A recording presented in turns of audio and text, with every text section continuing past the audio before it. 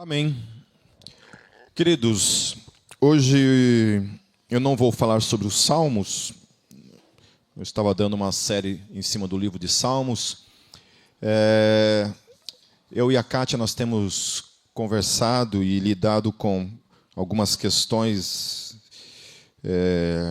pastorais com a igreja. E a gente achou por bem, né? A gente conversou essa semana e ela mesma me chamou e falou: amor, você precisa falar alguma coisa nesse aspecto para a igreja, porque nós estamos vivendo um tempo maravilhoso como igreja.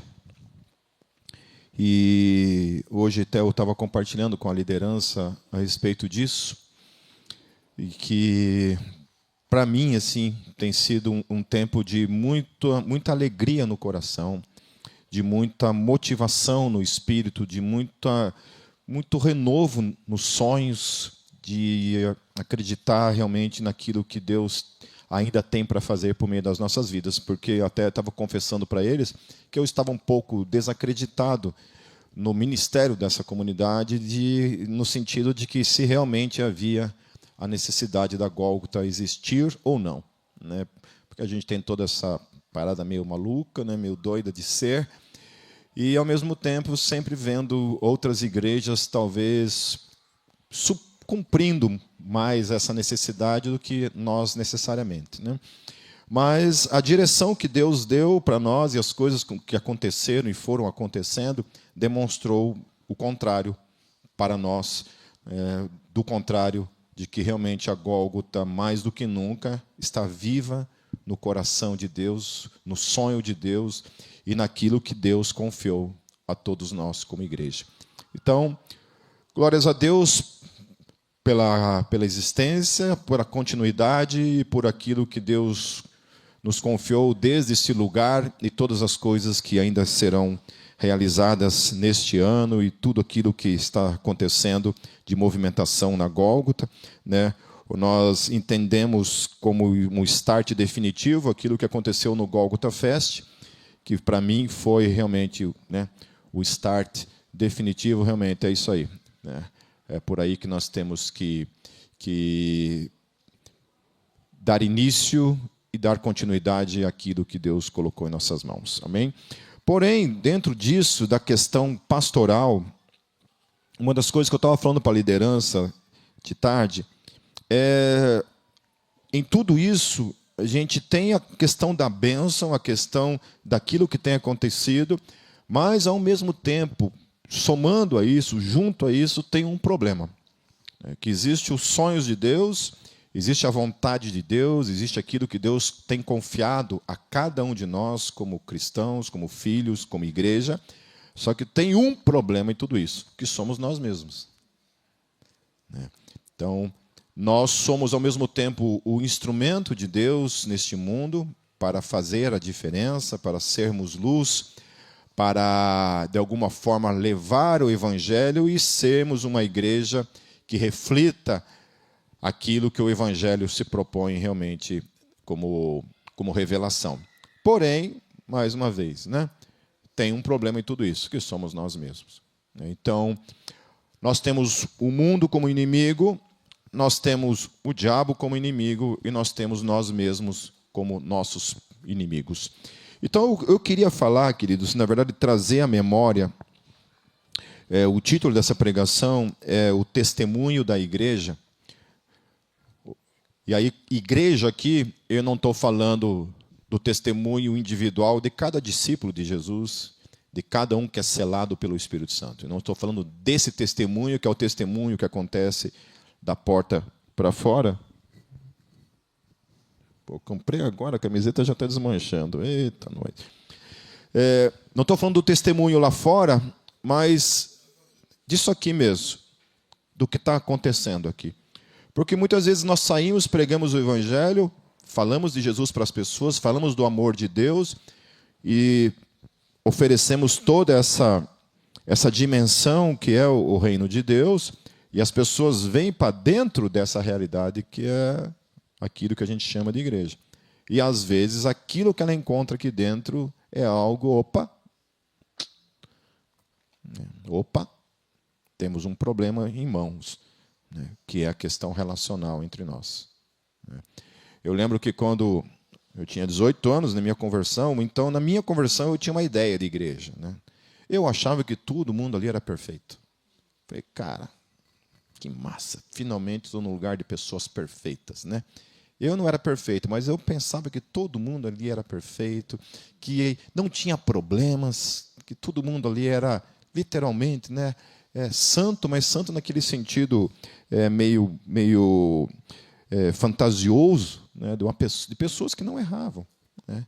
E aí eu cometi o primeiro problema nessa decepção, né, que foi me envolver com a igreja. Enquanto eu ia na igreja, eu sentava na igreja, eu ficava sentadinho lá no banco, assistia o culto, terminava o culto, vazava correndo para casa, estava tudo certo. Aí eu decidi me envolver com o ministério de louvor. Primeira coisa, sempre o ministério de louvor. Né? É onde começa todo o problema. Aí comecei a me envolver com o ministério de louvor. Aí eu comecei a perceber que os caras não tinham a mesma devoção que eu entendia que se tinha que ter. Então, era gente que não tirava as músicas, conhece essas conversas, Ministério de Louvor, né?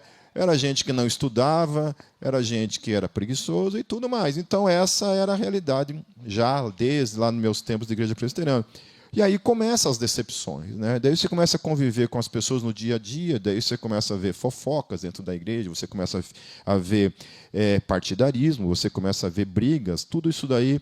Então, a igreja vai, aquela visão que, de certa forma, ela é fantasiosa e é necessário realmente que ela se desmonte, né? Porque realmente esse lugar perfeito ele não existe na face da terra, mas esse lugar ele vai de alguma forma sendo destruída essa visão para que a realidade, né, se estabeleça na tua mente. E dentro dessa realidade estabelecida na nossa mente, entra aquilo que é o desafio do Evangelho, que é continuar, perseverar e viver dentro desse ambiente cheio de desafios, que é aquilo que a gente chama de igreja. Isso não é diferente nas nossas relações lá fora, mas especialmente nas nossas relações dentro do reino, dentro da igreja, são os maiores desafios. Porque a gente tem tolerância com os de fora e muitas vezes não temos a mesma tolerância com os de dentro. Né? Assim é também na nossa casa. Uma vez eu vi um vídeo de uma pessoa falando a respeito da mesa em casa. Né? Então, quando vem uma visita em casa, jantar na sua casa, por exemplo, está tomando ou um café na tarde, alguma coisa, se uma visita derrama um copo de vinho na mesa, ou um copo de café com leite, né, alguma coisa assim na mesa, o que você faz? Você dá um tapão na orelha do visita? Desgraçado, e pá, manda aquele tapão na orelha, né? Já dá uma bicuda, já sai da minha casa, vaza daqui, vai para os diabos que te carreguem. É isso que a gente faz? Não, né? O que a gente faz? Não foi nada. Não foi nada, está tudo certo. Porque não é uma pessoa de casa, é uma pessoa de fora. Agora, se é um filho, você pode morar no 16º andar pela janela, né? Lá embaixo. Então, é assim. Então, a gente sempre tem tolerância com as pessoas que a gente não tem proximidade, que a gente não tem intimidade, que a gente não tem muita relação. E a gente é muito duro com aqueles que estão mais próximos. Então, muitas vezes a gente corrige aqueles que a gente deveria abraçar e a gente abraça, muitas vezes, aqueles a quem a gente deveria corrigir. Então, a gente é intolerante com aqueles que nós deveríamos abraçar e tolerantes com aqueles que a gente deveria exortar. Então, esse é o desafio. Então, eu queria falar sobre o testemunho da igreja nesse sentido. Quais são as 3 bases, os 3 fundamentos para que uma igreja permaneça no rumo certo? E eu diria que isso, na verdade, é um fundamento que Jesus estabeleceu, não somente para a igreja, mas é um fundamento que se estabelece para todas as relações. Não somente a relação como igreja. Apesar de hoje eu me focar na questão da igreja, isso se estabelece não somente para a igreja, todas as nossas relações é assim. No trabalho tem que ser assim. No dia a dia, nas nossas amizades tem que ser assim. Mesmo as amizades, as relações fora do reino, né, também tem que se estabelecer da mesma forma. Amém? Então, o primeiro fundamento, queridos, mesmo que você já tenha me ouvido falar isso dezenas de vezes, uma das coisas que eu aprendi com o pastor Edson Barbosa foi que nós devemos ter o hábito de inculcar as coisas. Então, se for necessário eu falar 3 meses, a mesma pregação, o mesmo tópico, todo domingo, que assim seja, porque nós precisamos inculcar essa realidade, esse princípio na nossa vida. É uma das coisas que a gente aprende dentro dessa questão de disciplina, de criar certos hábitos, né, é o que dizem. Eu nunca fiz um teste para saber até onde realmente isso é verdadeiro. Mas diz que se você repete um certo comportamento por 21 dias, você cria um hábito, você cria uma disciplina. Então, por exemplo, acordar de manhã e ter um tempo de 15 minutos de devocional. E você repete isso por 21 dias consecutivos. Não pode quebrar esse ritmo. Você tem que, de fato, ficar 21 dias fazendo esse tipo de ação. Né? A partir de 21 dias, isso se torna automático. É igual escovar os dentes. Né? Eu não sei se todos aqui têm o hábito, espero que sim. Né? Acorda de manhã, a primeira coisa, né? Amém? Limpar o sarcófago, né? Porque ninguém merece. Né? Então, a primeira coisa é isso, né? Dar uma escovadinha no dente, né? E amém. Tem uns que escovam o dente e continua podre da mesma forma. Né? Mas, amém? Pelo menos fez a sua parte. O resto é a natureza, né? Não tem o que fazer. Mas, então, são esses hábitos na nossa vida. Né? E uma das coisas que eu estava falando para a liderança de tarde é, por exemplo, essa questão da palavra, a palavra muito utilizada nos momentos de conflitos dentro dos casamentos, por exemplo. Né? Já usei essa palavra no início do casamento, então, às vezes tinha uma desavença, tinha uma briga, né? E aquela imaturidade da vida, primeira coisa, vamos se divorciar. Primeira coisa, já tirava a carta, né, o chefão. Né?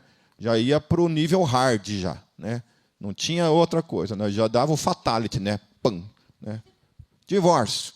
Né? Porque divórcio era para balançar mesmo, para a pessoa pensar na gravidade daquele problema de deixar a tampa do vaso aberta, né? Ao invés de deixar fechada. A gravidade que é deixar uma toalha molhada em cima da cama. Isso é coisa de divórcio. Não tem conversa. Então, a gente já usa a carta more. E uma das coisas que a gente aprende no casamento é esse. Olha, risca essa palavra. Não cogite essa palavra. Essa é uma palavra que não deve fazer parte do vocabulário de nenhum cristão, de nenhum ser humano. Amém? Certo? Divórcio. Risque. Não dê essa opção. Amém? Então, quando a gente pensa em divórcio como uma opção, da mesma forma que a gente não pensa em divórcio como uma opção, as coisas que a gente vai falar hoje à noite aqui são coisas que a gente tem que riscar do nosso vocabulário como cristão. Ele não deve fazer parte da nossa vida. Não deve fazer parte do nosso dicionário. Porque não faz parte da conduta que Jesus colocou como princípio de vida para os cristãos. Para aqueles que o amam, para aqueles que procuram ser parecidos com Ele, viver segundo Ele caminhou, nós também devemos caminhar. Amém? Então, o primeiro alicerce que Jesus estabeleceu está lá em João 13, queridos. Eu quero ler os versículos 1, 34 e 35.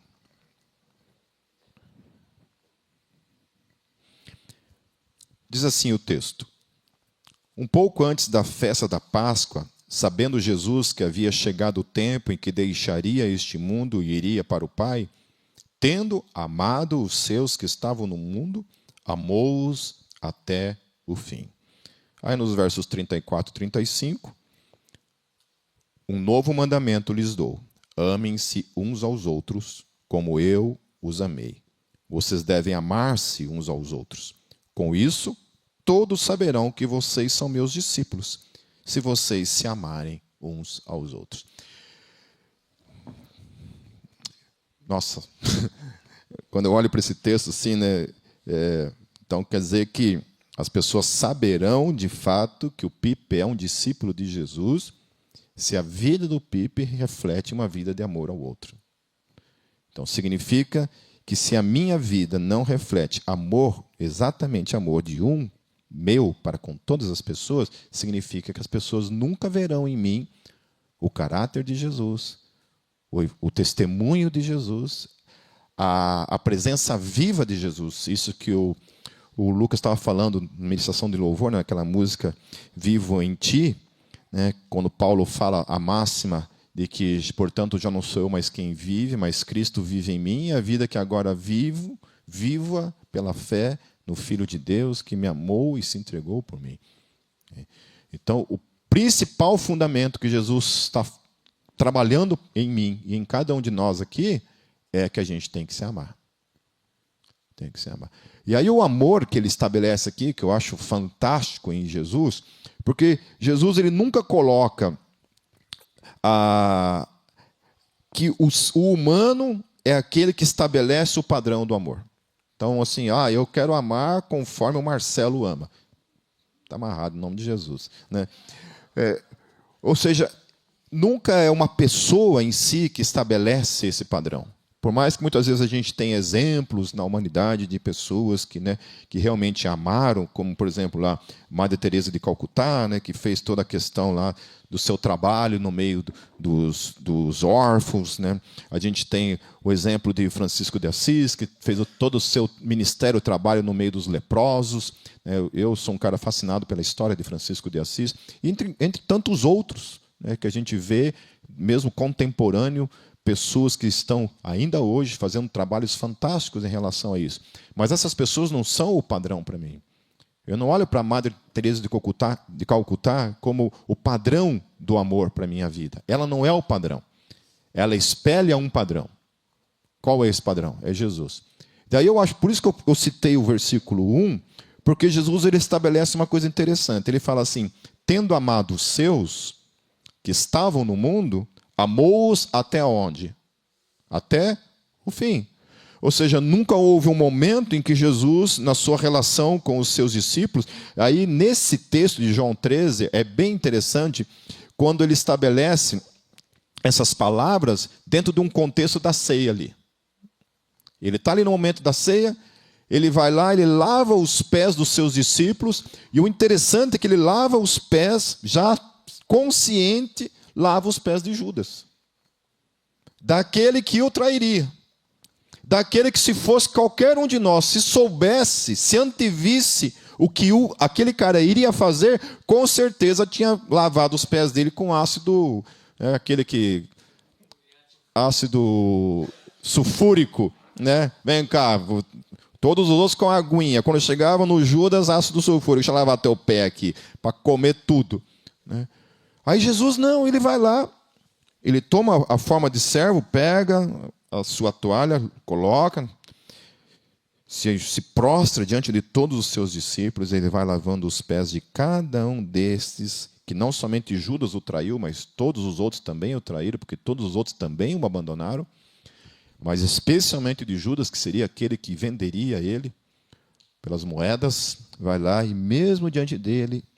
Então, esse amor já estabelece algumas coisas, que nós não temos o direito de escolher quem nós amamos.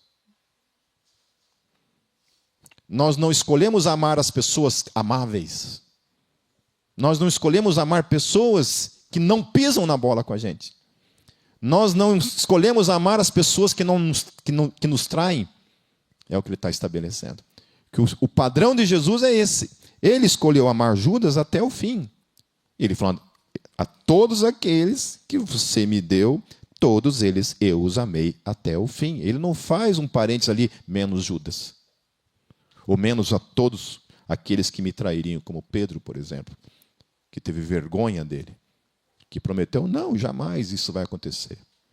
Até que ele teve que ser testemunha diante dos servos que estavam ali, e ele amarelou, e ele se envergonhou do Senhor Jesus. Então, a primeira coisa que estabelece aqui é isso. que não somos nós que escolhemos quem nós devemos amar. Nós não dizemos, eu vou amar essa pessoa e não vou amar aquela pessoa. Essa pessoa é insuportável.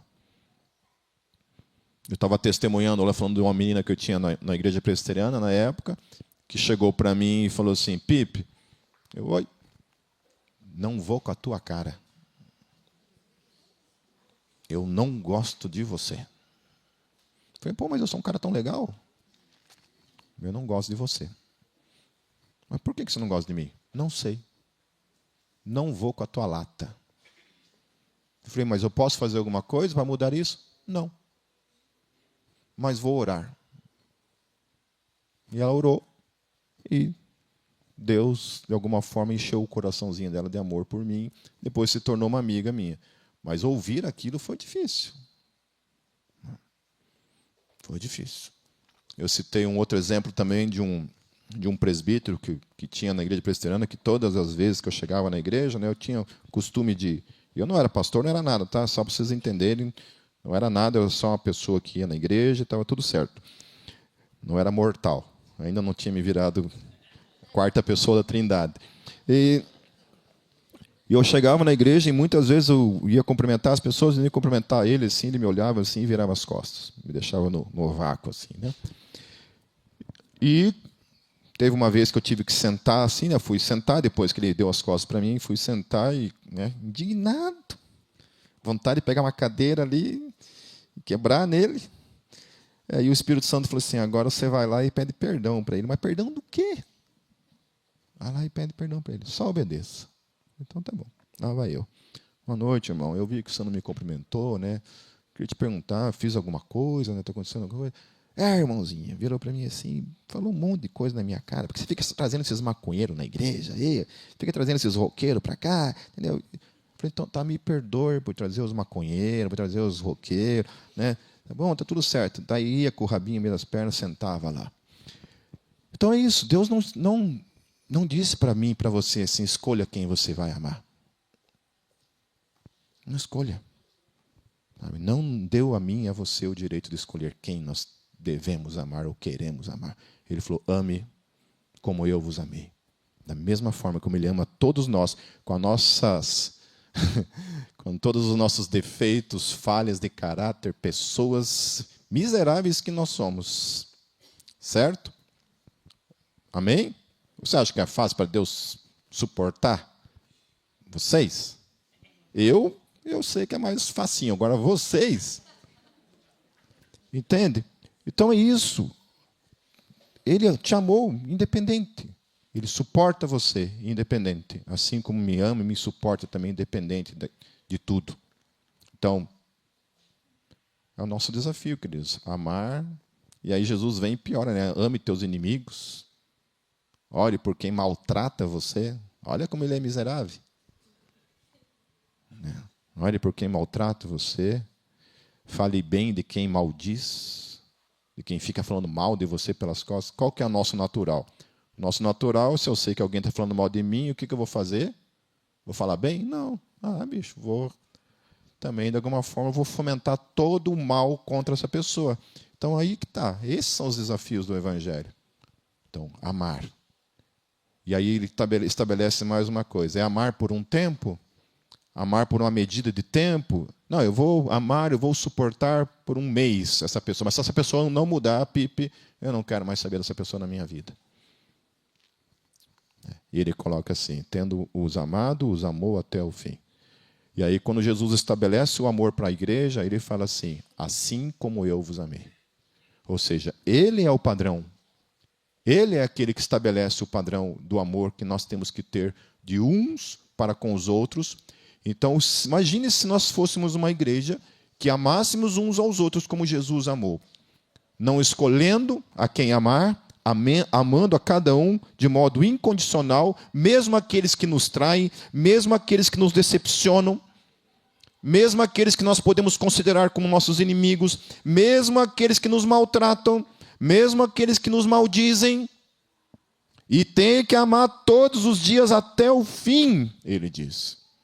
Então, isso é o nosso desafio. Então, se nós tivermos uma igreja, queridos, que vivencia essa realidade, e essa é a verdade, O mundo então saberá que nós somos, de fato, discípulos de Jesus. Agora, se nós não vivenciamos isso na nossa vida, nós estamos muito longe de espelhar o caráter cristão, a vida de Jesus, que supostamente, em teoria, deveria refletir na vida de cada um de nós. Amém? Então, não negocie isso. Assim como a palavra divórcio não pode ser negociada, mencionada, proposta na nossa vida, não amar os outros também não deve ser algo negociado na nossa vida, em momento algum. Isso deve ser estabelecido como absoluto na nossa vida, porque Ele assim nos ordenou. Amém? Então, esse é o primeiro fundamento, como testemunho da igreja. O segundo fundamento, só antes de passar para o segundo fundamento, Jesus fala lá em Mateus 24:12, ele fala assim: e por se multiplicar a iniquidade, o amor de muitos esfriará. A versão grega, acho que ele fala assim: o amor de quase todos esfriará. Não é poucos, não são poucos que terão o seu amor esfriado em suas vidas. Então, às vezes eu fico pensando isso, né? A gente leva tanta paulada, a gente leva tanta decepção, né? Começa numa igreja, nossa, todo mundo é santo, puro, pum!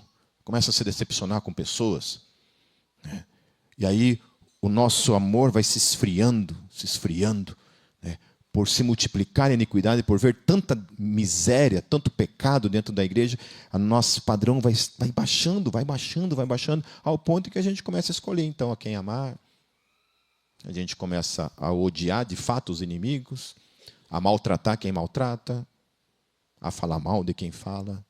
Então, o amor, que é o amor que Jesus nos desafia a ter uns pelos outros, vai esfriando ao ponto de morrer, literalmente, na nossa vida. Que Deus tenha misericórdia de nós. O segundo fundamento é o fundamento da unidade, que também é um fruto do amor, que Efésios 4, queridos, abram suas Bíblias em Efésios 4, nos versos 2 e 3, diz assim: sejam completamente humildes e dóceis. Ser dócil. Tem uns que chegam aqui na igreja, parece que acordaram dando com dedada na quina da cama. Tomaram um café com leite com limão.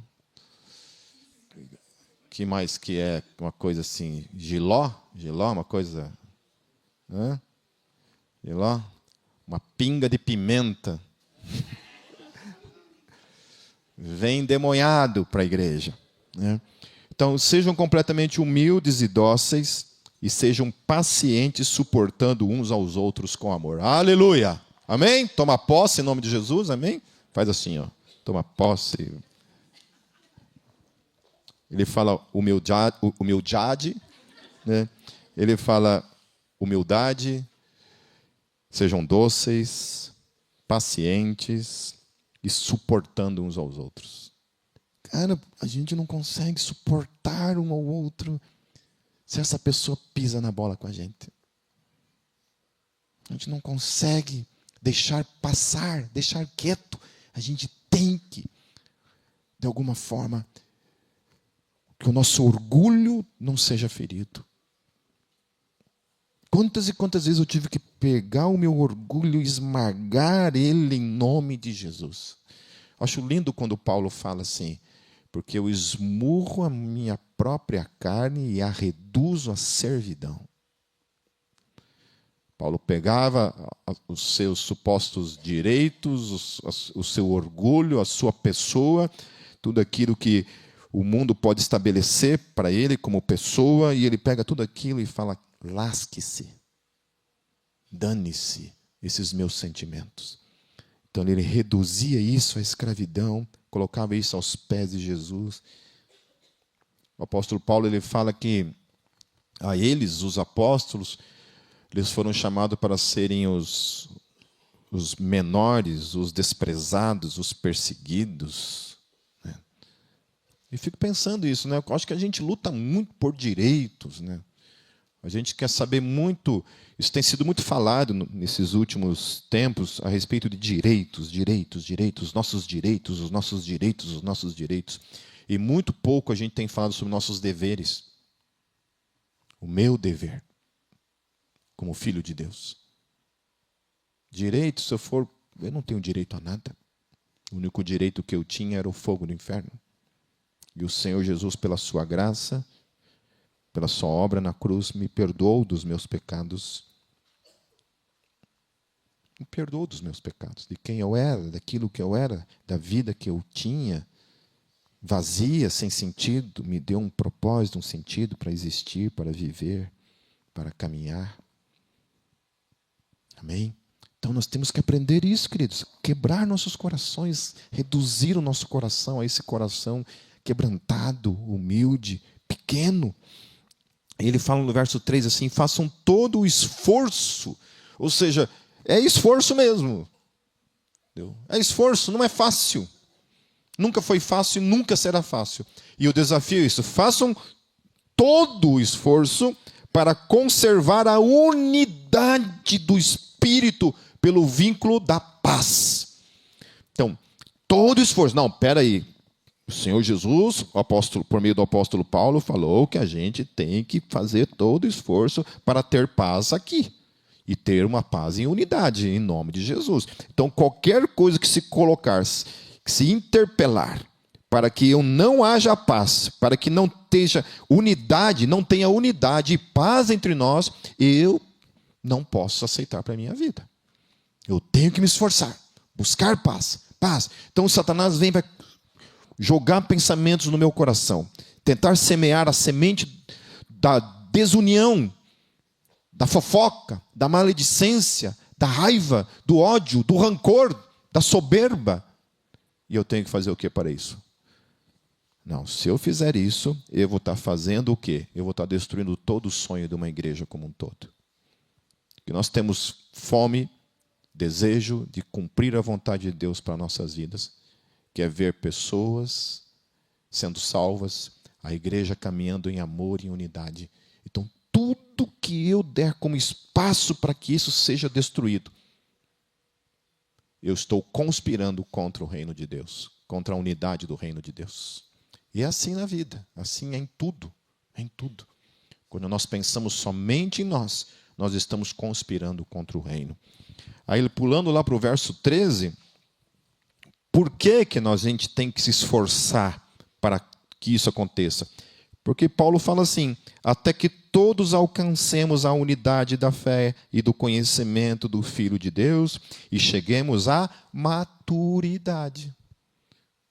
Maturidade. Então, aquele que controla as suas ações, aquele que consegue controlar o seu falar, a sua raiva, o seu orgulho, quebranta o seu orgulho, Paulo está chamando essa pessoa de uma pessoa que alcançou a maturidade.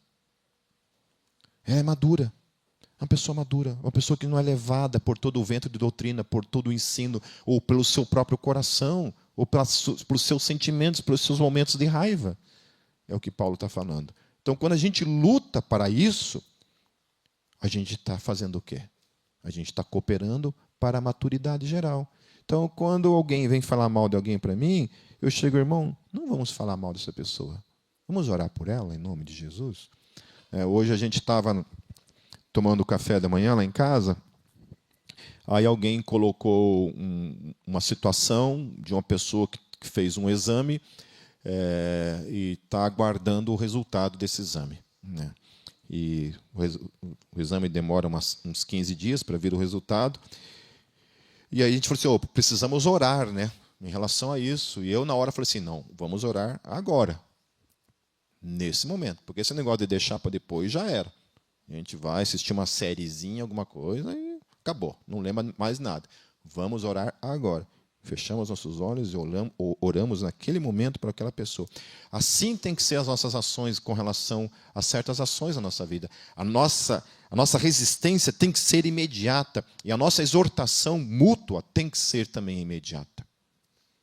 E eu dou a absoluta liberdade para vocês, queridos. Se vocês me virem tomando uma atitude que é contrário a isso que eu estou dizendo, sejam os primeiros a chegar assim, pip.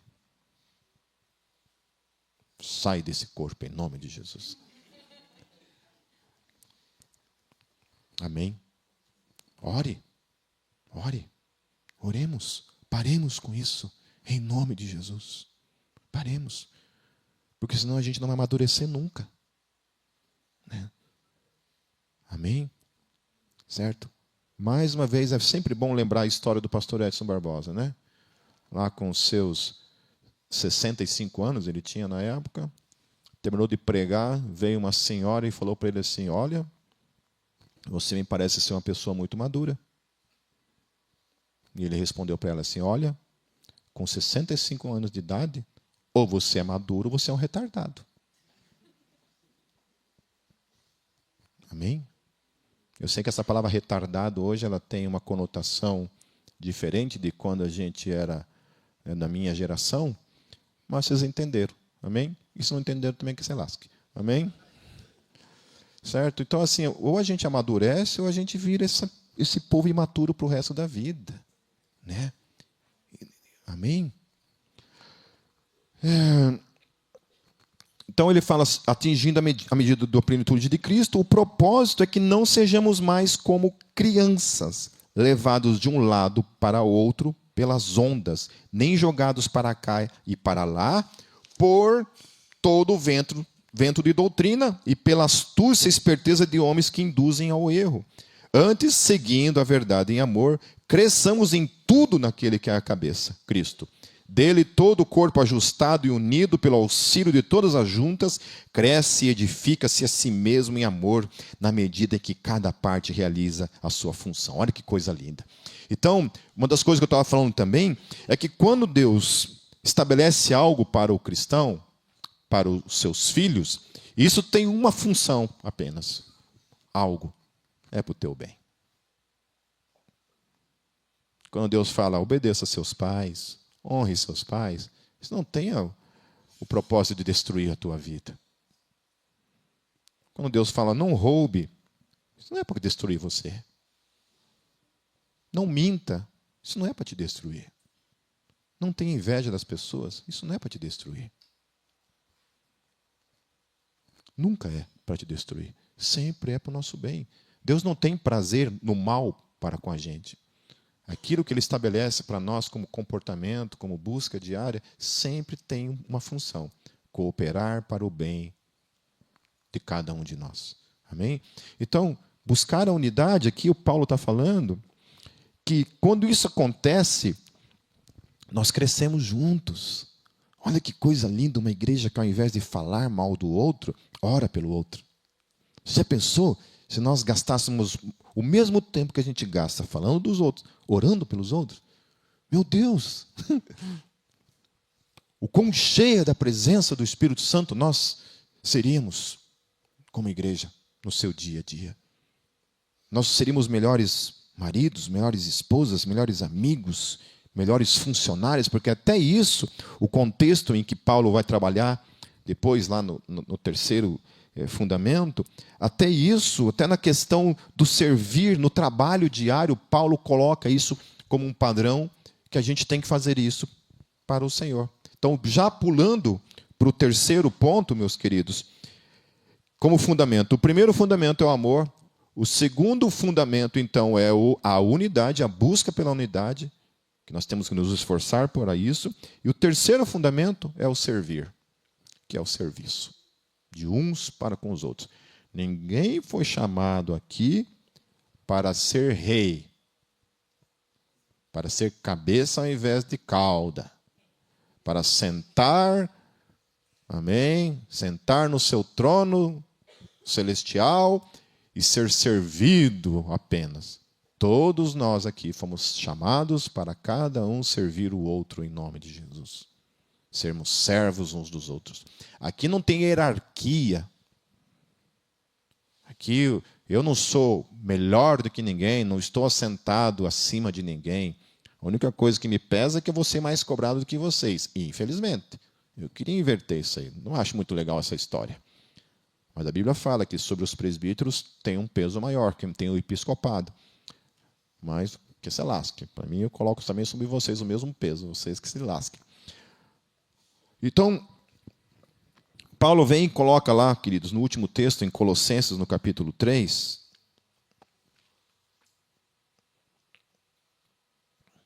que talvez uma das coisas que afeta muitas vezes a nossa vida nesse serviço é quando a gente perde isso como foco da nossa vida. É quando eu estou aqui servindo a Deus por meio dos meus dons musicais, ou quando eu estou servindo a Deus lá no som, né, cuidando do data show, ou quando eu estou servindo a Deus na cozinha, quando eu estou servindo a Deus na diaconia, tem gente lá fora agora cuidando dos carros, ou quando tem gente ali embaixo cuidando das crianças, tem gente durante a semana fazendo parte do ministério de intercessão, tem um pessoal que cuida de toda a parte de comunicação durante a semana, né? E por aí segue. E por aí segue. Né? Pessoas que estão se direcionando para cuidar dos homens, dos jovens, dos adolescentes, e por aí vai, por aí segue. Quando a gente perde isso de vista, isso se torna um problema, que é aquilo que Paulo estabelece em Colossenses 3, a partir do verso 23, ele coloca assim: tudo o que fizerem, tudo, exatamente tudo o que fizerem, façam de todo o coração. Não é mordendo os dentes, não é com raiva, é mordendo os dentes assim, ó. Não é com raiva. Que desgraça, hoje eu tenho que ficar na diaconia. O meu chamado é com criança, mas eu odeio criança. Eu odeio orar. Ai, que raiva ir para a igreja. Ai, que raiva. Entendeu? Que coração fedendo enxofre que é esse. Então, Paulo fala, tudo o que fizerem, façam de todo o coração. Ele fala, como para o Senhor e não para os homens. Porque o problema é que quando eu estabeleço que aquilo que eu faço é para os homens, aí eu me perco. Aí, meu filho, se é por causa de vocês, eu nem venho mais nesse lugar.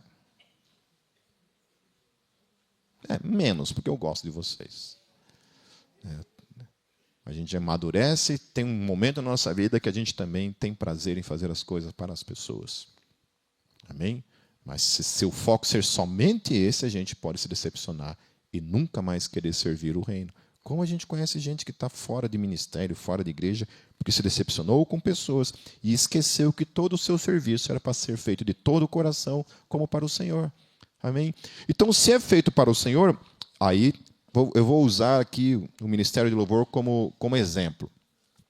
Se eu tenho que fazer de todo o coração para o Senhor, eu não posso chegar aqui e não ter estudado as músicas. Amém? Certo?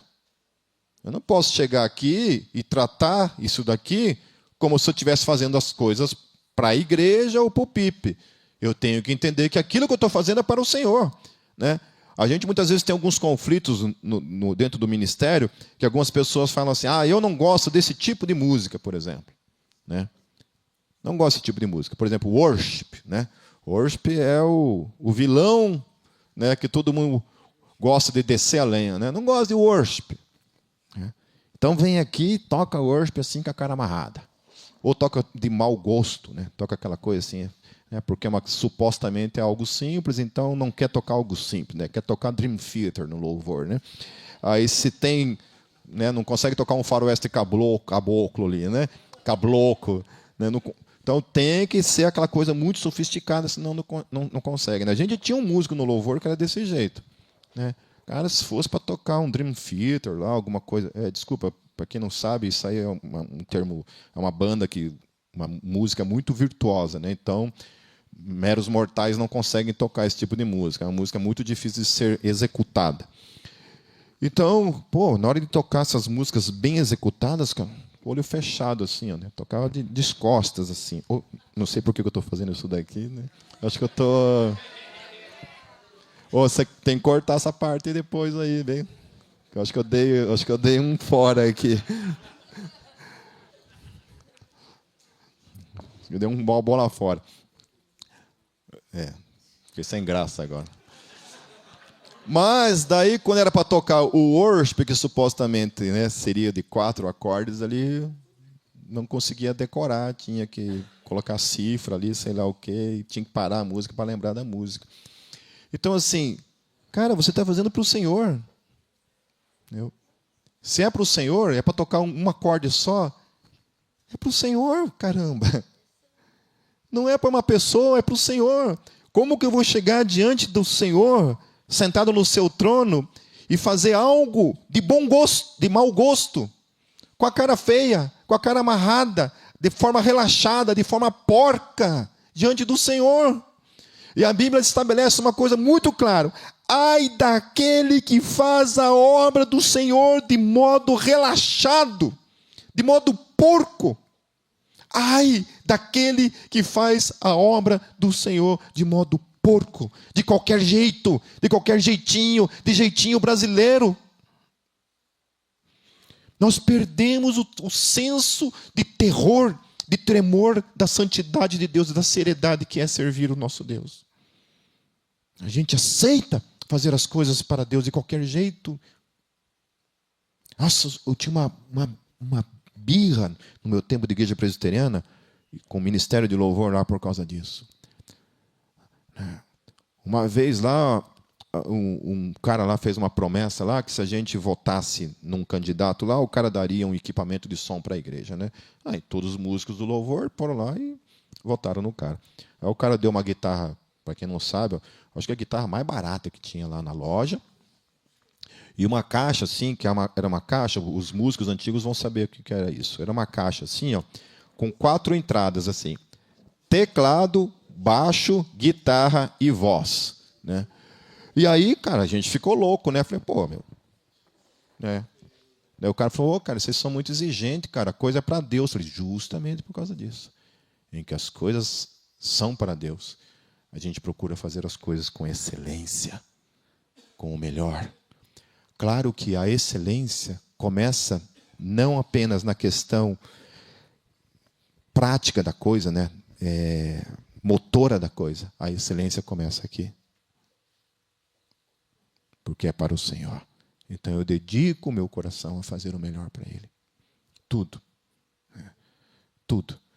Chegar aqui no culto e eu oferecer para uma pregação porca, relaxada, vou fazer de qualquer jeito. Eu conheci, queridos, pastores que pegavam o seu sermão da internet, chegava domingo, não estudava, não sabia do que estava se tratando, ia lá, só falava lá. Eu tinha um professor do seminário que, literalmente, ele pegava a apostila e abria, falava assim, página 14, a gente abria na página 14 lá. Ele ficava assim, 2 horas lendo. Dava 2 horas, amém, Deus abençoe, vão em paz. Isso era a didática dele, a forma dele ensinar. Entende? Ensinar.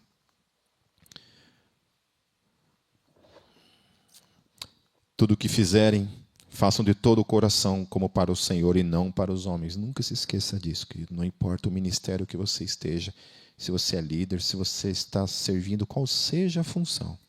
Não é para homens, é para o Senhor. É para o Senhor. Sabendo que receberão do Senhor a recompensa. Porque muitas vezes a gente não recebe recompensa de nenhuma pessoa. Muitas vezes você não recebe nenhum elogio pelas coisas que você faz. Aliás, na sua maioria. Mas a gente não se move em busca de elogios. O que importa é que foi feito para a glória do nome dele. Sabendo que receberão do Senhor a recompensa da herança. É a Cristo, o Senhor, que vocês estão servindo. Aleluia! É a Ele, aquele que deu a sua vida por cada um de nós numa cruz, que nós estamos servindo. Eu não estou aqui servindo o Daniel, a Carol, o Daniel. Daniel, tem mais Daniel aqui do que não sei o quê. Não é a eles que eu estou servindo em primeira mão na minha vida. É a Cristo. É a Cristo, é a Ele. Então, quando você pensar em fazer as coisas com mau gosto, lembre-se do Cristo crucificado.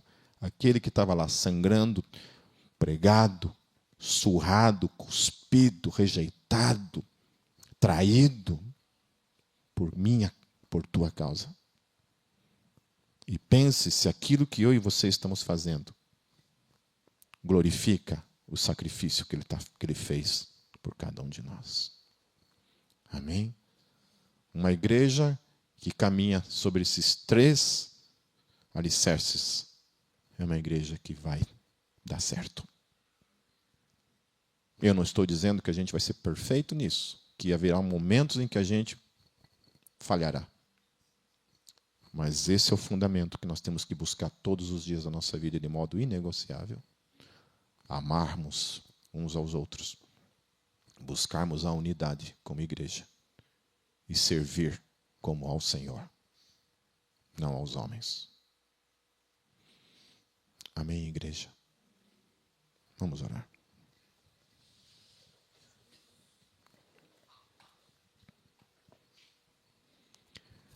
Eu queria pedir para aqueles que podem, somente aqueles que têm condições físicas para isso,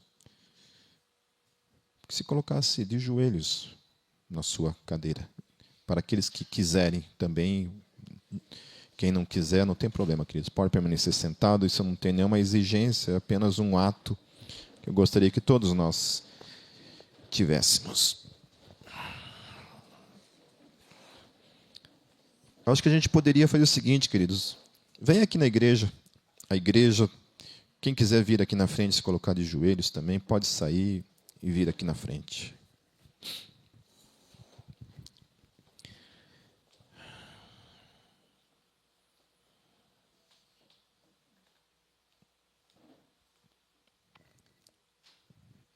Senhor Jesus, de quem somos e por meio de quem fomos comprados, redimidos, salvos, santificados, ressurretos. Nós queremos primeiramente te pedir perdão como igreja em tudo que nós temos falhado. Falhado no amor de uns para com os outros, falhado no esforço de buscar unidade e paz, e falhado em muitas vezes, Senhor, no nosso servir, por não fazer as coisas, Senhor Jesus, de modo digno do Teu nome, de modo que o Teu nome seja de fato glorificado, Senhor Jesus. Porque nós não estamos aqui para servir aos homens, mas primeiramente ao Teu trono, ao Teu reino, ao Teu nome. Por isso, Jesus, perdoe os nossos pecados, em tudo que nós temos falhado nessas áreas, Senhor. E nos ajude como igreja, Senhor Jesus. Nos ajude como igreja a darmos um basta, Senhor, em todas as ações, tudo aquilo, Pai, que nós temos cogitado e aceitado como proposta do inimigo para nossas vidas, da nossa carne e do mundo, para que possamos alcançar a maturidade em Cristo Jesus, para que o mundo veja nessa igreja, em cada um de nós, que de fato somos Teus discípulos, Teus filhos, redimidos, salvos, santificados, e que refletem, Senhor Jesus, o Teu caráter em cada um de nós. Que de fato a gente possa falar as palavras de Paulo, Senhor. Que não somos mais nós que vivemos, mas é o Senhor que vive em cada um de nós. É em Teu santo nome, Jesus, que eu oro. Amém.